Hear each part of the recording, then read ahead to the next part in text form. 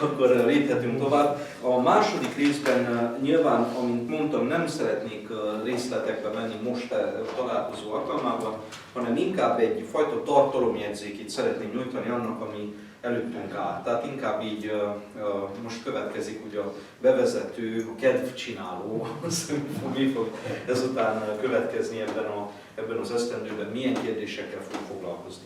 Nyilvánvalóan az első nagy téma, amit megnézzünk és amivel ismerkedünk, és amellyel több alkalmat fogunk tölteni, az nem más, mint a felvilágosodás, mint nagy eszme, történeti és társadalmi átalakulást jelentő időszaka a nyugati civilizációnak. Ez egy nagyon sajátos korszak, amelynek a hatása a napjainkig érezhető. A felvilágosodás korszaka, mint korszak lezárult, de a hagyatékát azt mi jelen pillanatban érezzük. Ez a szekuláris állam létrejöttének az időszaka, tehát az egyház és állam közötti elválásnak az időszaka, a kereszténység szempontjából kezdetben egy viszonylag negatív időszak, amikor a felvázolt Descartes-i, newtoni, modern gondolkodás hatására a kereszténység bírálat alá kerül, amely után a kereszténység újra megtalálja önmagát, korrekció lesz, újra tervezést elvégzi, és halad tovább. A felvilágosodás az a Descartes-i modern gondolkodásnak egyfajta kiteljesedése, amikor az emberiség úgy érzi, hogy eljött az ide annak, hogy félretéve, ugye ez a felvilágosodásnak a nagy jelszava, félretéve a korábbi babonákat, tekintélyeket, tündérmeséket, immár az emberi értelemmel, az emberi értelem fényénél, felvilágosodott gondolkodás fényénél lehet nekilátni annak, hogy megfejtsük a világ kérdéseit, rejtélyeit, hogy kijavítsuk a társadalmat, amely nyilvánvalóan láthatóan az évszázadok folyamán rossz úton járt, hibázott, nagyon sokat. Végre eljött az ide annak, hogy nem a külső tekintély, nem az évszázados dajkamesék, hanem az egyedül üdvözítő ész és értelem legyen az, amely meghozza nekünk az új csodálatos világot. Itt születik meg az az elgondolás, amely napjainkban is valamilyen szinten érezteti a hatását, hogy a tudomány az egyedül releváns olyan terület az emberi gondolkodásnak, amely az igazsághoz elvezet, és hogy az ész, a ráció az egyedüli olyan tekintély, amelyet el kell fogadnia az embernek. Minden más, minden külső vagy más jellegű tekintély az félrevezet. Ebben a korszakban azok a tudományok, amelyeket mi ismerünk jelen pillanatban, biológia, fizika, matematika, mint olyan, ezek az elkülönült, jól látható tudományok közötti határok, amik jelen pillanatban vannak, ezek mind a felvilágosodás korszakában születnek. Azelőtt is van matematika, fizika, geográfia, biológia, anatómia, orvostudomány, ezek léteznek korábban is, de nem úgy elkülönülve, nem úgy tudományos tételek mentén alakulva, ahogy a felvilágosodás korszakától kezdődően számítjuk. Állam is létezik korábban, országok vannak, királyságok vannak, és így tovább. Még demokrácia is van. De a modern értelemben vett állam, mint olyan, az a felvilágosodás korszakában születik. Az abszolutisztikus monarchia kezdetben, majd utána a köztársaság, ugye a francia forradalom után, meg a nagy amerikai, az Egyesült Államok létrejötte után, nagy függetlenségi nyilatkozat és az amerikai alkotmány még páratlan a maga korszakában. Ezután születik meg a köztársaság, mint fogalom. Egy olyan államforma, amely önmagában természeti törvényekből, természeti törvények által irányítja magát, és amelynek a csúcsa a népakarat. Nem egy külső tekintély, hanem a népakarat, amely ugye a választás formájában nyilvánul meg. Amelynek az alapdokumentuma nem a Szentírás, hanem az alkotmány. Amely már egy teljesen szekuláris dolog, és születik meg az az elgondolás, hogy az állam dolgaiba, az állam kérdéseibe, problémáiba az egyháznak ne legyen beleszólása. Külön válik az állam az egyháztól. Ez mind a mai napig így van. Romániában nem, mert itt az egyháznak nagy beleszólása van az állam dolgaiban, nem mindegyiknek egynek van óriási nagy hatása az állam dolgaira, de elvileg az alkotmány ezt mondja ki, a köztársasági mi volt ott mondja ki, köztársaság, tehát értjük a fogalmainkat, a respublika, közös dolgok, ezt jelenti a kifejezés.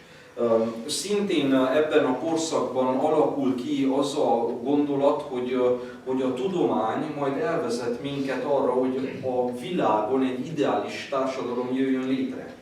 A tudomány az, amely el fogja hozni nekünk az ideális társadalmat, legyőzzük a betegséget, megszűnnek a kételyek.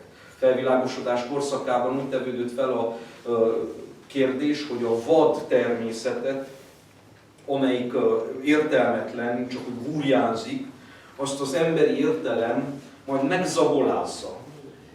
Megint jól megzabolázza. Azon is még zabolázza.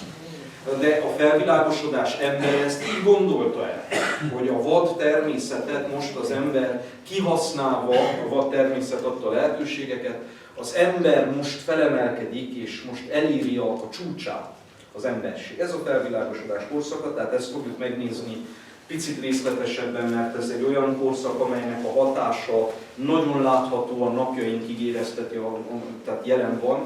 Ez már mind a modern korszakhoz tartozik. Megnézzük ezt a felvilágosodást a maga politikai mi voltában, talán ezzel fogjuk kezdeni, hogy hogyan jutunk el a felvilágosodáshoz, hogyan alakul ki ez a folyamat. Megnézzük ezt a kérdést kulturálisan, megnézzük bölcseleti, tehát filozófiai szinten, hiszen ez adja meg a háttérkeretet hozzá, és végül meg fogjuk nézni teológiailag is, hogy mit jelent ez. Biblia kritikáról fogunk beszélni, ebben a korszakban fogalmazódik meg a Biblia kritika iskolának az első időszaka ez, amikor a tudományos eszközöket és az értelmet próbálják úgy, ahogy az ókori más szövegekre rávetítik, úgy a Bibliára is rávetíteni, nagyon furcsa dolgok születnek ebben az időszakban, de mind fontosak lesznek az elkövetkezőkben. Szintén a felvilágosodásban fog felmerülni az a kérdés, hogy a teológiának hol a helye. Tudománya a teológia vagy sem, tehát helye van ebben a kialakuló rendszerben, az akadémiai rendszerben vagy sem. Végül oda jutunk, hogy igen, helye lesz egy későbbi korszakban, a 19. század modern, liberális korszakában jutunk el ide. Ez egyébként a liberalizmusnak is, mint a kulturális fogalomnak a születési ideje. Tehát ilyenkor születik a liberalizmus. Majd tovább lépünk a felvilágosodás gyümölcséhez, gyermekéhez fogunk eljutni a 19. századi modernizmushoz.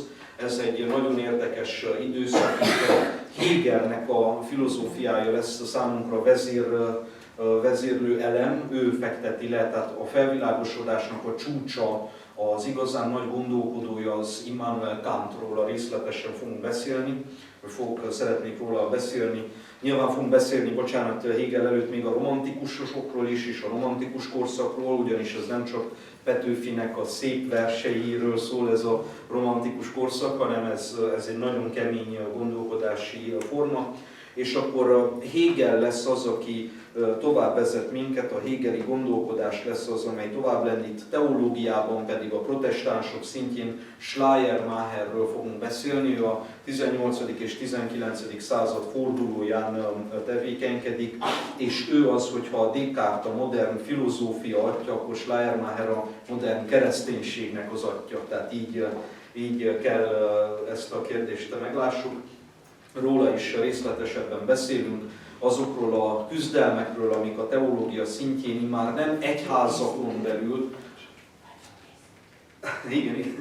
nem egyházakon belül zajlanak, hanem a teologizálás az átkerül az egyetemi kurrikulumba, tehát immár tudósok, teológusok fogják ezt a kérdést tudományos eszközökkel megvizsgálni, úgyhogy errefele haladunk. Nyilván az egyháznak a lépéseit, az egyház történelmét is nézzük. Ezzel szemben nyilvánvalóan beszélnünk kell majd azokról a pietista, tehát az ilyen kegyesség felé mutató tevékenységekről, ez mindig kéz a kézben működik. Amikor a vallásosság nagyon elmegy egy ilyen misztikus kegyesség, tehát a helyes élet, a helyes istentisztelet felé, és azt mondja, hogy hát nem kell az a nagy sok tudás, mert az úgyse segít az üdvözülésben, akkor reakcióként jön egy nagyon racionális, tudományos szemlélet válaszként, hogy de igenis kell, sőt ez az igazi.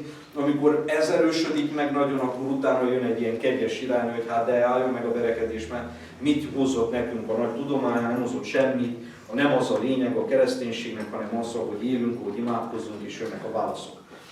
Erről a 18-19. Századi pietizmusról, kegyességről, ébredési mozgalmakról is fogunk beszélni. Két ilyen ébredési mozgalom van, ez egy amerikai történet, de teológiailag hatása lesz ránk. Beszélünk a 19. századi nagy felfedezésekről, a darwinizmusról, a darwini tanokról, az ilyen nagy kultúra, civilizáció formáló felfedezésekről, amelyek a 19. századot meghatározzák, és aztán nyilván lassan eljutunk a 20. századunkhoz, ahhoz a századhoz, amelyben azt hiszem, igen, itt ülünk, azok mind abban a században születtünk, és legalább születtünk.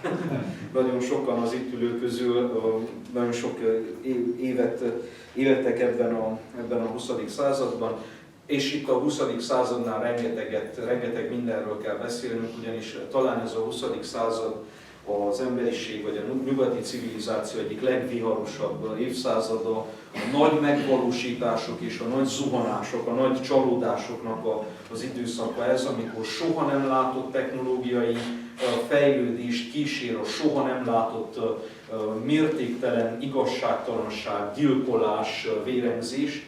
Ezeknek mind-mind lesz teológiai és filozófiai és társadalmi lecsapódása, ezeket fogjuk megnézni.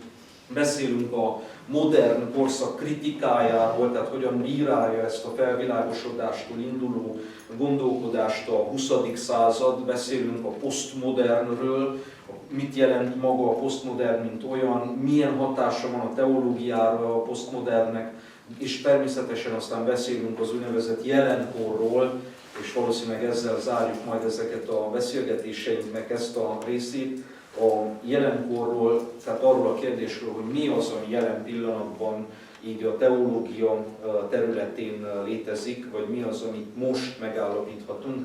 Nyilván azelőtt nagyon izgalmas kérdés van, általában az ilyen társadalmi kérdések nagyon felerősödnek a 20. században, a feminizmus és a feminista teológiáról fogunk beszélni, a különböző ilyen felszabadító, tehát ilyen társadalmi igazságosságot megcélzó gondolkodásról, teológiáról, mint tudom én, az amerikai, tehát az afrikai amerikaiaknak a küzdelmeit, a szegénység elleni küzdelmet, ami a világban teológiai szinten is szerfelett fontos, és beszélünk majd azokról az elméleti jellegű teológiai, nagy teológiai iskolákról, irányzatokról, amelyek léteznek, és amelyeknek hatása van az egyházak életére.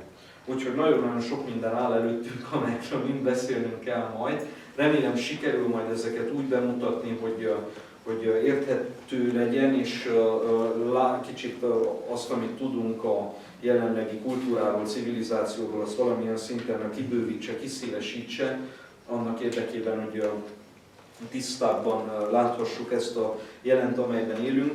Az tény, meg fogjuk látni, hogy hogyan távolodik el bizonyos szinten a tudományos értelemben vett teológia és az egyházak. Ma már egy teológus nem kell föltétlenül egy egyháztagja legyen.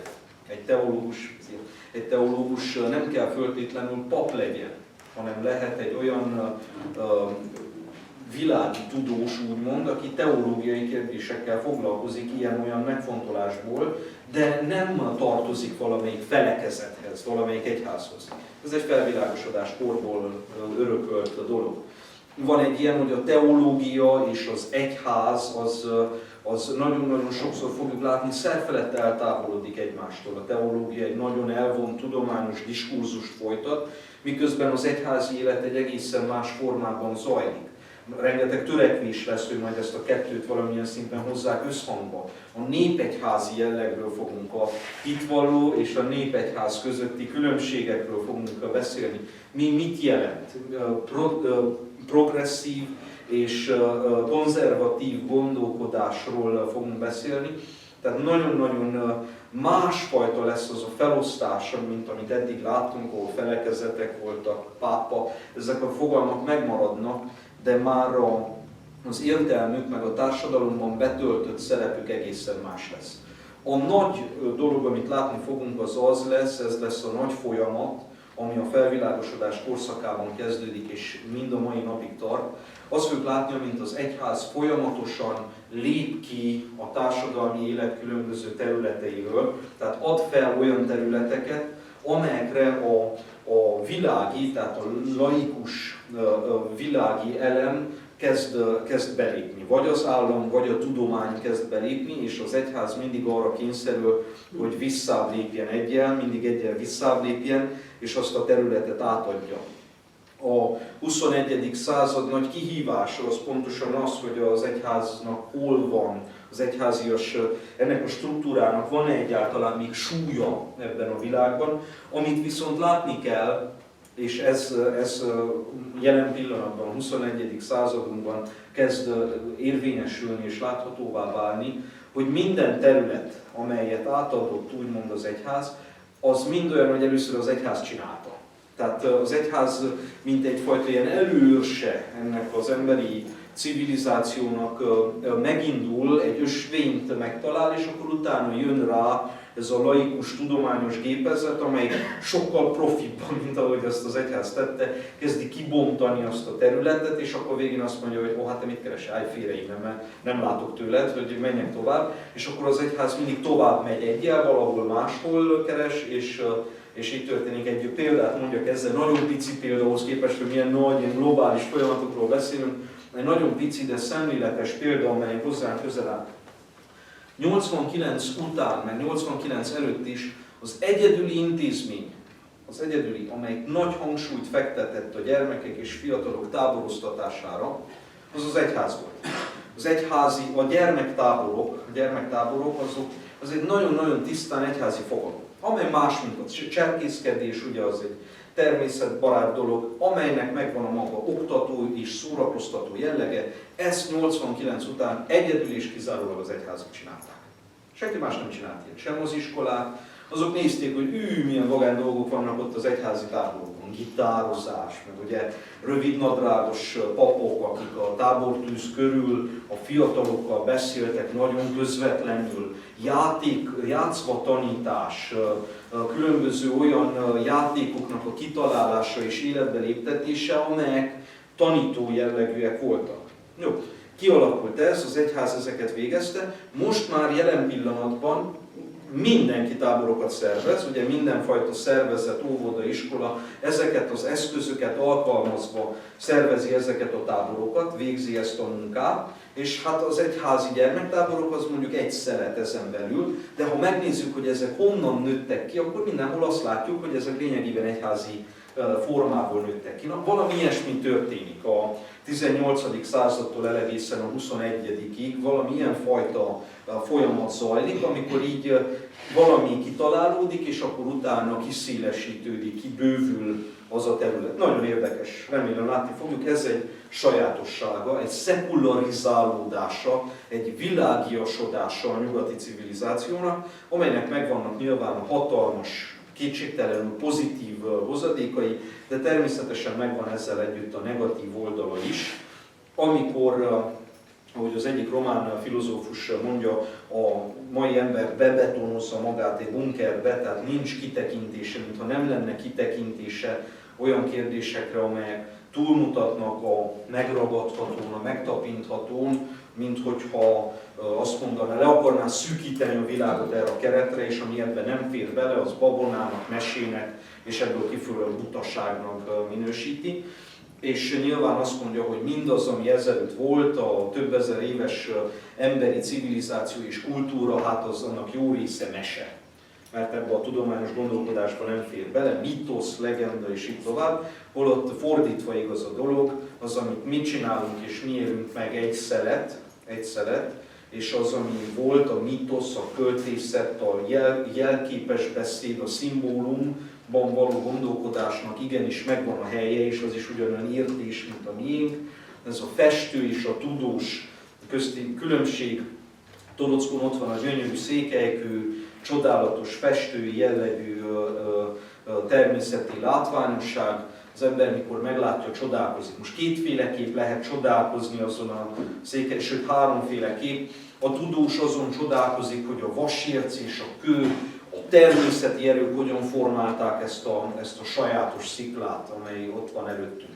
Megpróbálja megfejteni a titkát, hogy miből áll, hogy alakult ki, milyen szerepe van abban a rendszerben, amely ott van, és ezt leírja. Ugye a tudósnak ez a dolga. Csodálkozik és lenyűgözi őt ilyen formán, az agyát indítja. A festő, a művész az meglátja és meg akarja ragadni azt a belső benyomást, érzést, ami benne van. És a harmadik az a gazdasági szakember, amely azt nézi, hogy lehet pénzt csinálni belőle. Őt számára is lenyűgözni. A turizmust, ugye? Lefényképezni és eladni minél több fotót. Na, itt van ez a három viszonyulás. Három lenyűgözött ember nézi a székelykőt. De a három lenyűgözött ember közül melyiknek van igaza? Hát mind a három. Ha a tudós azt mondja, hogy de ez most is ez lesz a modernista korszakban, az történik, hogy a tudós azt mondja, hogy ti fogjátok meg a szátokat, nekem van egyedül igazam. A festő, hát az itt a művész, az csak így dumál, de igazán az semmi, azt én nem értem, hogy ez miről beszél. Az a fontos, megállapítsuk, miből van a székelykő, és hogy alakult ki, leírjuk földrajzilag, biológiailag, kőtanilag, mindenféle szempontból megragadjuk. A festő meg azt fogom mondani, hogy hát jó, megragadtuk, és akkor ehhez mire vezetett, ez nem szólt gondolatot, érzést, ez az igaz. Most nyilvánvalóan, hogy a székelykő minden szempontból szerfelett érdekes, minden szempontból igaz a megközelítés, a láttatás ennek a dolognak, és mi emberekként olyan lények vagyunk, akiknek megadatik az a lehetőség, hogy minden szempontból megnézzük azt a székelykőt, tudományos szempontból is, de kicsit művész szemmel is, meg akár egy kicsit gazdasági szemmel, vagy tudom is én turista szemmel is megmászni, ugye mint teljesítménytúra is lehetővé válik számunkra ez a hely. Tehát meg annyi formája van a megközelítésnek, most ezeket a megközelítéseket próbálja a 20. század, ezt fogjuk látni, hogy ezzel szembesül, hogy vajon akkor ezek a megközelítések hogyan találkoznak egymással, hogyan lehet ezeket összhangba hozni egymással, és mi is ezeket fogjuk megnézni, nem a székelykővel kapcsolatosan, hanem úgy általában a nyugati civilizációval kapcsolatosan. Fogunk beszélni arról is, eljutunk oda, hogy egy adott ponton, ha a migráns válság nem fokozódik, hogy pontosan erről a kérdésről, tehát a civilizációk közötti párbeszéd kérdéséről beszéljünk, ugyanis a nyugati civilizációnak az alapdokumentuma az a 20. századi nagy mű, az emberi jogok egyetemes nyilatkozata, amely a nyugati civilizáció alapirata jelen pillanatban. Azt fogjuk majd összevetni, ez egy nagyon érdekes kísérlet lesz, remélem, hogy önök is fogják szeretni majd, fogjuk összevetni más kultúrkörök, más civilizációknak az alapvető gondolkodásából, és megláthatjuk, hogy milyen hatalmas különbségek vannak a civilizációk között, hogy joggal feltevődik az a kérdés, hogy vajon egyáltalán lehet-e beszélni civilizációk közötti párbeszédről, vagy egész egyszerűen annyira más nyelvet beszélünk, hogy nem ugyanazt értjük a szavak alatt. Ezt is meg fogjuk látni, hogy ez is egy érdekes folyamat. Ez ugyanolyan, mint az úgynevezett inkulturáció. Erről a felvilágosodást ennyi fogunk beszélni. A jezsuiták azok, akik az inkulturációt viszik. Ez azt jelenti, hogy hogyan lehet a keresztény tanokat egy nem nyugati kultúrkörben elmondani, és akkor hogyan próbálják lefordítani a különböző keresztény tanokat néha olyan nyelvekre, amelyeket nem lehet érteni. Például mit jelent a fehér tisztaság, a hófehér tisztaság egy egyenlítői környezetben, ahol havat nem látott senki, és el se tudja képzelni, hogy milyen az. És akkor ugye megszületik az, hogy hát olyan ez a fehér tisztaság, mint a kókuszdió bele. Mert azt meg ők láttak. Mert ez az inkulturáció, amiről fogunk beszélni, hogy ezeket a fogalmakat, jelképeket lefordítani a más kultúra nyelvére, úgyhogy nagyon-nagyon érdekes dolgok várnak ránk.